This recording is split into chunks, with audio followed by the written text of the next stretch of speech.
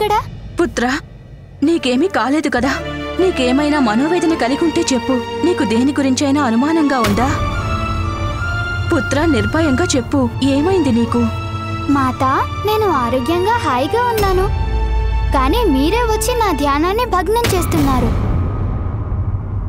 పుత్రా, ఏమిటిదంతా? నువ్వింత గంభీరంగా ఎందుకు మారిపోయావు? మాతా, మీరప్పుడే మర్చిపోయారా? నేను నా పుట్టినరోజు నాడు ఏమని ప్రకటించాను? ఏం చెప్పానంటే, ప్రతి సంవత్సరం నా జన్మతిథి అంటే వినాయక చవితి నాడు నేను నా భక్తుల కోరికలను నెరవేర్చటానికి వరాలిస్తానని చెప్పాను. వారు విఘ్నాలను దూరం చేస్తానని చెప్పాను. అయినా అమ్మా, మీరు తండ్రి గారు నాకు అర్థమయ్యేలా చెప్పాలనుకుంది ఒకటే కదా, నేను పరబ్రహ్మనే అని. నా పరబ్రహ్మ బాధ్యతలను నేను నిష్ఠగా నిర్వర్తిస్తానమ్మా. అందుకుగాను నేను ఏకాగ్రతున్నై ధ్యానం చేయటం అనివార్యం కదమ్మా. ఇక నుండి నేను తండ్రి గారినే ఉదాహరణగా తీసుకోదలుచుకున్నాను. వారు ఎప్పుడూ ధ్యానంలో లీనమయ్యి తన భక్తుల ప్రార్థనను ఆలకిస్తాను. నేను కూడా ధ్యానంలో లీనమయ్యి నా భక్తులతో సంబంధాలు ఏర్పరచుకుంటాను. వారికి నా అవసరం కలిగిన వెంటనే సర్వశక్తి సంపన్నుడైన పరబ్రహ్మగా వారి ముందు ప్రత్యక్షమవుతాను. వారిని సంరక్షించుకుంటాను. పరబ్రహ్మని నేను కనుక నా ప్రవర్తన కూడా వారి స్థాయికి తగ్గట్టుగా ఉండాలి కదమ్మా. నాకు మీరు తండ్రి గారు నేర్పించినవన్నీ కూడా తూచా తప్పకుండా పాటించే ప్రయత్నం చేస్తున్నాను. కానీ మీరు ఆరంభంలోనే నా ధ్యానాన్ని భగ్నం చేశారు. పుత్ర, నీ ఉద్దేశం నాకు స్పష్టంగా అర్థమైంది. ఇక నువ్వు నిస్సందేహంగా ధ్యానం చేసుకో. నేనింక నీకెలాంటి ఆటంకము కలిగించను. నీలో నువ్వు లీనమై ఉండు. అక్కడ చూస్తే మీ నాన్నగారు, ఇక్కడ చూస్తే నువ్వు. ఓహో, అదా సంగతి. అయితే నిన్ను పరీక్షించడానికి నేను కూడా ఏదొకటి చెయ్యక తప్పదు.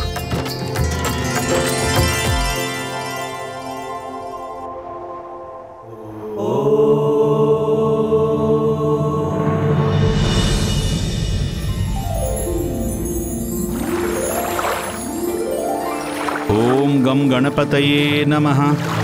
ఓం గం గణపతయే నమః. ఓం గం గణపతయే నమః. ఓం గం గణపతయే నమః. స్వామి, తమరి పూజ కోసం స్వచ్ఛమైన పూలు ఫలాలు తీసుకొచ్చాను. నేను కూడా గణపతి విగ్రహం చేయడానికి బంకమట్టిని సేకరించాను లతాదేవి. మనం వ్రతానికి సంకల్పం చెప్పుకున్నాక శ్రీ గణేశుని విగ్రహం తయారు చేసి పూజను ప్రారంభిద్దాము. నేను కూడా భక్తి ప్రపత్తులతో శ్రీ గణేశుడికి పూజ చేయడానికి సిద్ధంగా ఉన్నాను. వారికి సమర్పించడానికి మన దగ్గర సిరి సంపదలు లేవు గాని స్వామి, మన దగ్గర అచంచలమైన భక్తి విశ్వాసాలున్నాయి. అయితే మనం సుముహూర్తంలో పూజను ఆరంభించడం మంచిది. సరే స్వామి.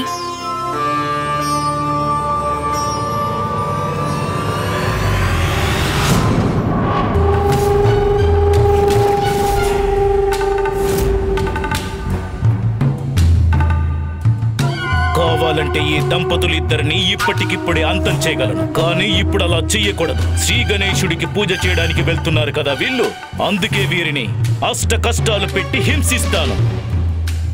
అప్పుడు చూస్తాను ఆ గణేశుడు ప్రత్యక్షమై ఆపుతాడో లేదో.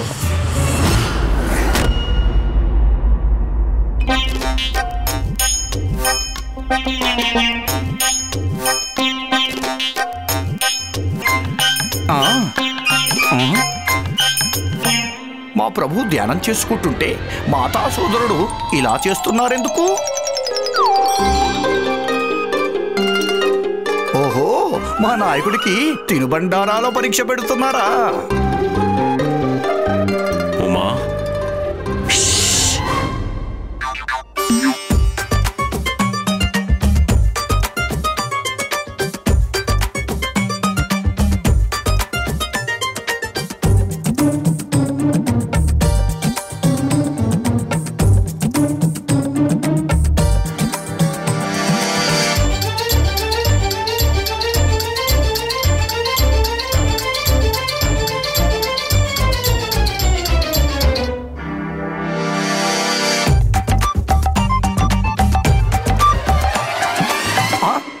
పరీక్ష గురించి మా ప్రభువుకు మీరు చెప్పారా లేదా? చెప్పండి. ఓం నమః శివాయ. ఓం నమః శివాయ. ఓం నమః శివాయ. ఓం నమః శివాయ. ఓం నమః శివాయ. ఓం నమః శివాయ. ఓం నమః శివాయ. ఈ ధ్యానం చేసుకునే చోట హఠాత్తుగా ఈ లడ్డూలు కుడుముల గుమగుమలు ఎందుకు వస్తున్నాయి?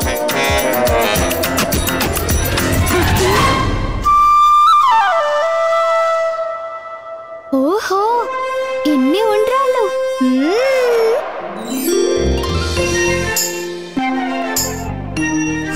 తొండమయ్యా, అమ్మేం చెప్పారు?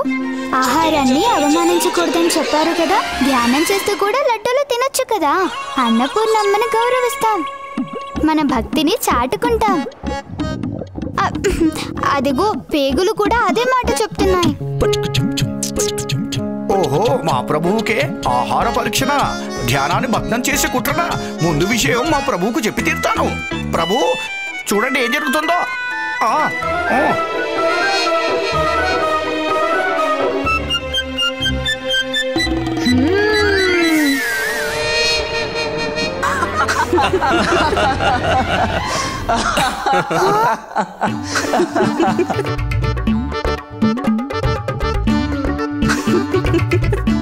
అరే, ఏమైంది పుత్ర? నువ్వు ధ్యానంలో ఉన్నావుగా, మరి? అది అమ్మా, అదే మనసెందుకు మారిపోయింది అని. ఓహో, ధ్యానం వల్ల బాగా ఆకలి వేసిందన్నమాట కదా, అందుకే ఉండ్రాలన్నీ ఖాళీ చేశావు. లేదు లేదు లేదు లేదమ్మా, నేను కాదు, అవన్నీ మూషికొత్తముడే తినేశాడు.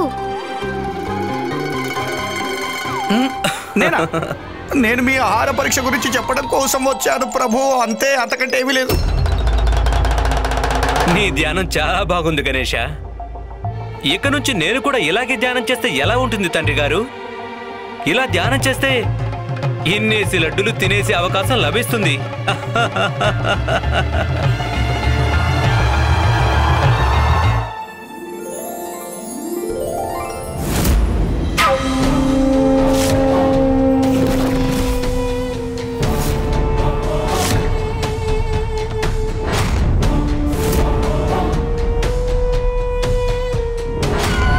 దుర్బుద్ధిలో వక్రబుద్ధి బాగా పనిచేస్తుంది. ఇప్పుడు ఈ దంపతులని పీడించడంలో ఆనందాన్ని అనుభవిస్తాను.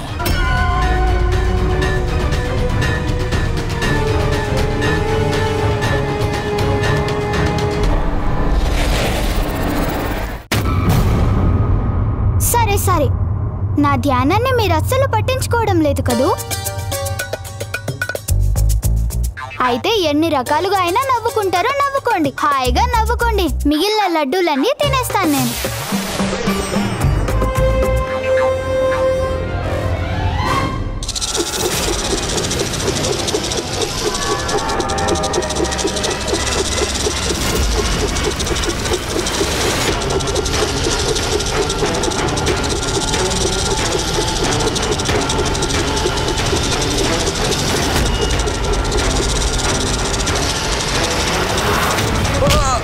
స్వామి,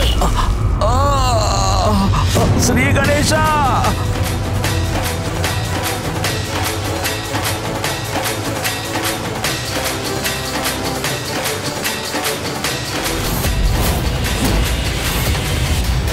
పుత్రుడు గణపతికి ఎవరో భక్తుడి పిలుపు వినిపించి ఉంటుంది. ఉమా, పుత్ర కార్తికేయ, మనమిప్పుడు గణపతిని ఒంటరిగా వదిలిపెట్టడం మంచిది.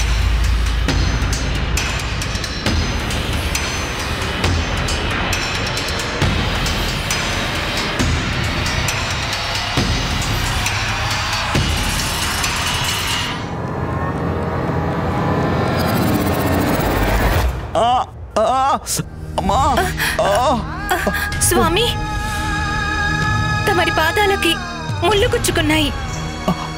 ముందు వాటిని తీసేస్తాను. శ్రీ గణేశ, శ్రీ గణేశ, గణేశ. ఎవరో పిలుస్తున్నారు. పాపం ఏ ఆపదలో ఉన్నారో. లలితాదేవి, ఈ గాయం తగ్గిపోతుంది. నేను మళ్ళీ ఎప్పటిలా నడుస్తాను. కానీ నేను బాధపడేది అందుకు కాదు. నేను కష్టపడి సేకరించిన రేగడి మట్టి కింద పడిపోయింది. మీరు కుటీరానికి వెళ్ళండి. గణపతి పూజకి ఏర్పాట్లు చేసుకుంటూ ఉండండి. నేను మళ్ళీ మంచి రేగడి మట్టి తీసుకొస్తాను. ఇక్కడే ఉంటే ముహూర్తం మించిపోతుంది. అందువల్ల మనం పూజ ప్రారంభించడంలో ఏమాత్రం ఆలస్యం చేయకూడదు.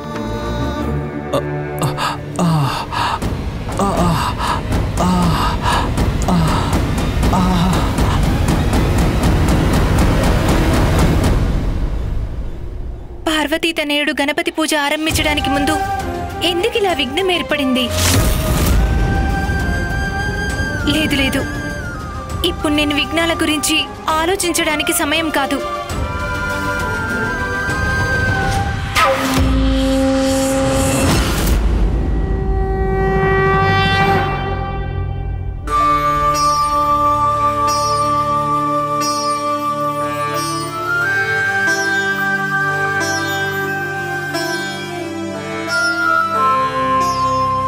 చూడు లత, మనం వ్రతానికి సంకల్పం చెప్పుకొని వినాయకుడి విగ్రహం తయారు చేయడం ఆరంభించడం మంచిది.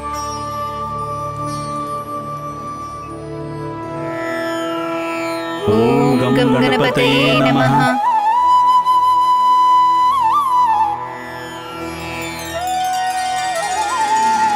ఇంకే సమస్య ఉండదు. మనం సమయానికి పూజ ఆరంభించవచ్చు. సమస్య లేకపోవడం కాదు, కొత్త సమస్యలు సృష్టిస్తాను నేను.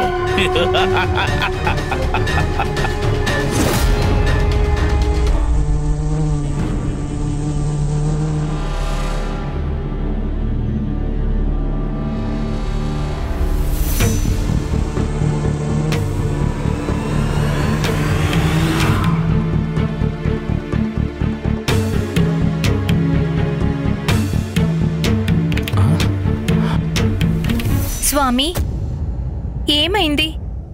విగ్రహం తయారు చేయడం రావడం లేదా? నేనిక్కడికి తీసుకొచ్చింది తడిమట్టిని. పొడిగా ఎలా మారిందో, ఎన్ని నీళ్లు పోసినా మెత్తబడటం లేదు.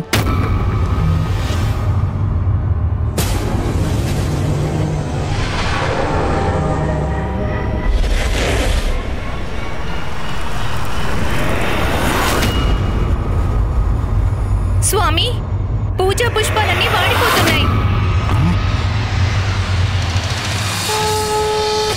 అయినా ఎలా వాడిపోయాయి? నేనెంతో జాగ్రత్తగా అప్పుడే విరిసిన పూలు తెచ్చాను. తెచ్చినవన్నీ తాజా పుష్పాలే. వాటిలో కీటకాలు కూడా లేవు. మరివి ఎలా వాడిపోయాయి? ఇది విఘ్నాలకి ఆరంభం మాత్రమే. ఈ దంపతులు ఇద్దరు విఘ్నేశ్వరుడి పూజను ఎలా పూర్తి చేస్తారో నేను చూస్తాను. ఎవరో ఏదో ఆటంకం కలిగిస్తున్నారని ఎందుకని అనిపిస్తుంది. नागेन्द्रहाराय त्रिलोचनाय भस्मांगरागाय महेश्वराय नित्याय शुद्धाय दिगंबराय मंदाकिनी सलिल चंदन चर्चिताय नंदीश्वर प्रमथनाथ महेश्वराय मंदार पुष्प बहु पुष्प सुपूजिताय तस्मै मकाराय नमः शिवाय. గణేశ, అమ్మా, పుత్ర గణేశ, ఇప్పుడైనా నీ ధ్యానం పూర్తయిందా? అమ్మా, తమరు పూజ చేస్తున్నారని నా మనసుకు తోచింది. తమ ఆశీర్వాదాలను పొందటానికి వచ్చాను.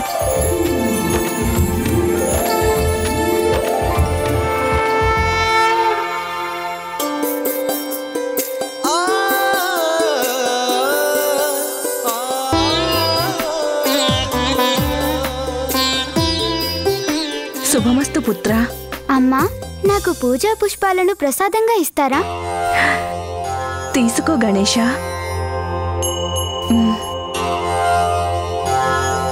ప్రణామాలమ్మా.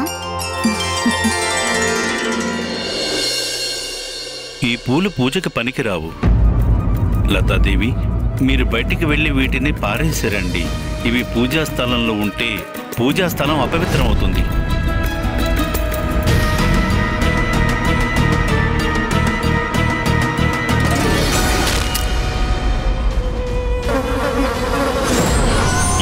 రోజుల పూజలని ఆటంకం పరిచే ఈ కొత్త ఆట నాకెంతో ఆనందం కలిగిస్తుంది. శ్రీ గణేశుడి విగ్రహం ఎందుకు రూపొందడం లేదు? ఎందుకు ఇలా జరుగుతోంది? మన పూజకు ఒకదాని వెంట మరొకటి విఘ్నాలు ఎందుకు ఉత్పన్నం అవుతున్నాయి?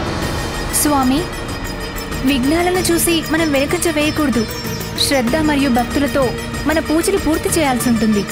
ఎలా పూర్తి చేస్తాము? ఎంత ప్రయత్నించినా కూడా శ్రీ గణేశుడి విగ్రహం రూపొందడం లేదు. పూజా పుష్పాల నిండా కీటకాలు.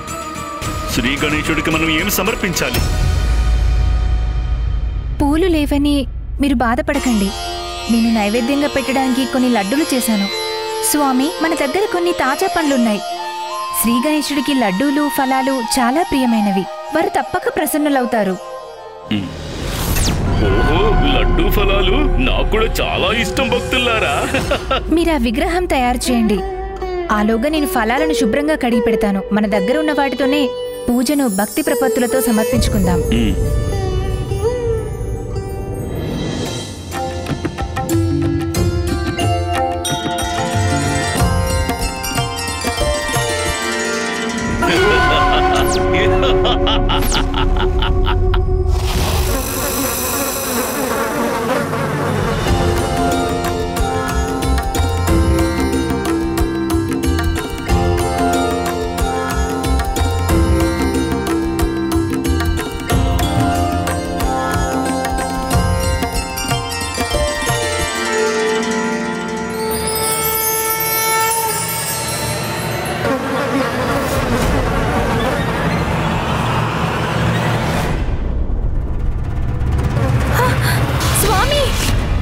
ఏమైంది లత?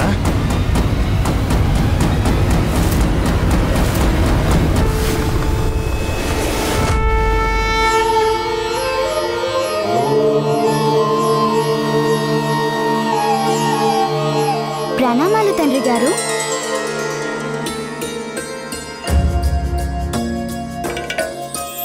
తండ్రి గారు, నాకు తమరి పళ్ళాల నుండి పండ్లు ఇవ్వగలరా? ఇస్తాను పుత్ర.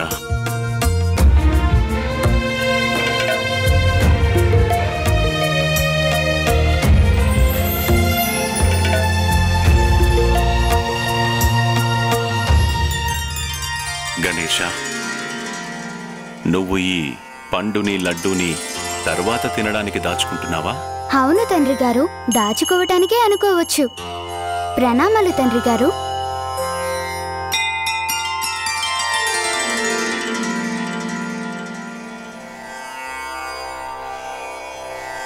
స్వామి, ఈ గణేశుడు ఎక్కడికి వెళ్తున్నాడు? తన బాధ్యత నెరవేర్చడానికి, భగవంతుడిగా తన భక్తులను రక్షించుకోవడానికి.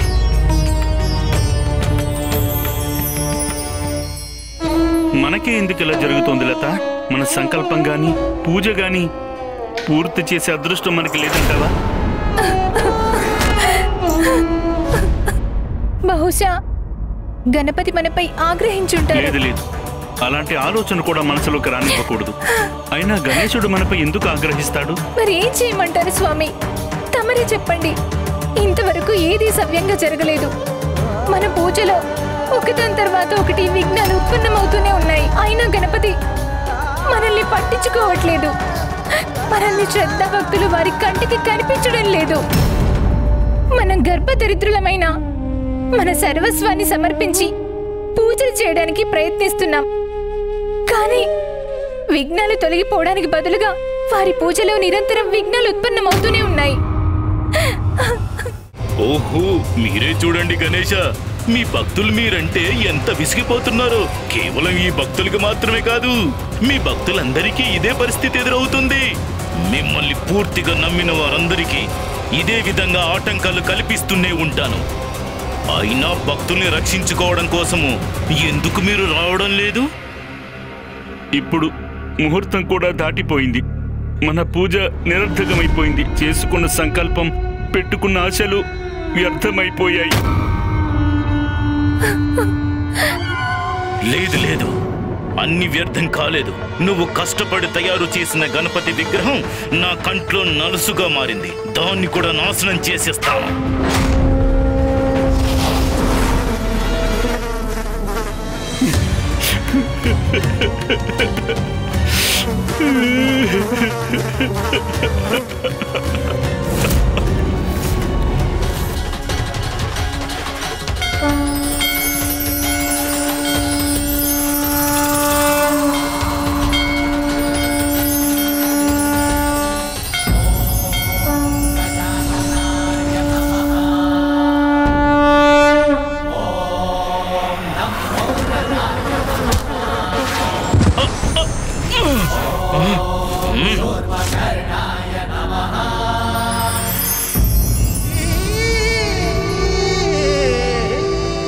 విప్రోత్తమా, ఓ మాత, మీరు ఏ విధంగా దుఃఖిస్తున్నారో నాకు చెప్పగలరా?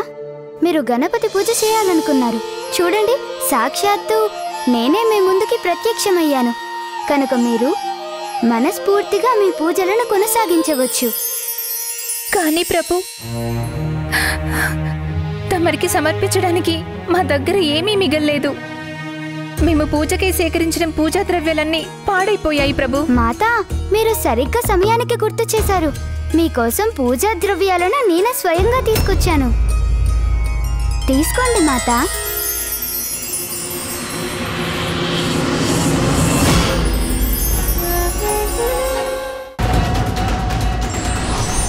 భక్తుడు ఎక్కడున్నా దైవం వారినెప్పుడూ కాపాడుతాడు. అందుకు అవసరమైనది అచంచలమైన భక్తి ఒక్కటే.